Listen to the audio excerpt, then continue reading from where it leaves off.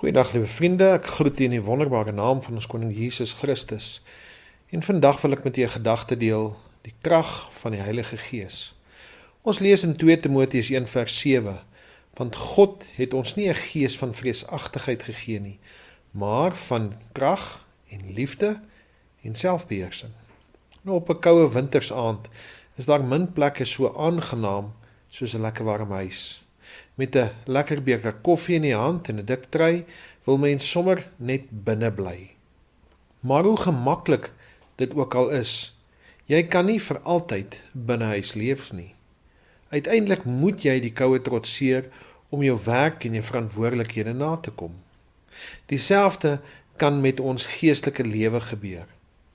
Ons raak gemaklik tussen medegelowiges, in die gemeente en tussen familie en vriende wat dieselfde geloof deel. Dan begin ons huiwer om uit te gaan na 'n wêreld waar mense ons geloof dalk verwerp, bevraagteken of selfs bespot. Dit is waarskynlik hoe Timoteus gevoel het. Hy het groot teestand beleef en Paulus moedig hom aan met hierdie kragtige woorde, want God het ons nie 'n gees van vreesagtigheid gegee nie, maar van krag en liefde en selfbeheersing. Die Griekse woord vir krag is die woord dynamis wat hier gebruik word. En dit beteken die krag of die vermoë om iets te doen of 'n verandering te bewerkstellig. Hierdie krag kom nie uit onsself nie. Dit is die krag wat die Heilige Gees aan elke gelowige gee.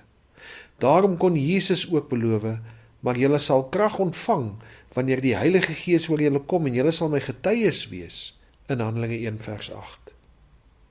Dit is interessant dat ons woorde soos dinamies en dynamo en dynamiet van hierdie Griekse woord afgelei is. Soos dynamiet 'n geweldige uitwerking het, so gee die Heilige Gees aan gelowiges die krag om 'n verskil in mense se lewens te maak. 'n Dynamo wek krag op.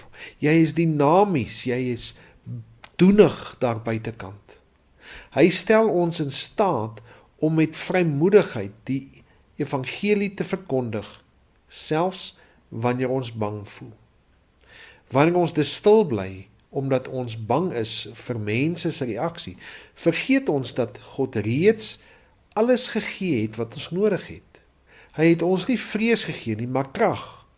Hy het ons liefde gegee om ander te bereik en selfbeheersing om waardig te leef. Moenie in veiligheid van jou geestelike huis bly sit nie. Stap deur die krag van die Heilige Gees die wêreld in en wees 'n getuie vir die Here Jesus Christus.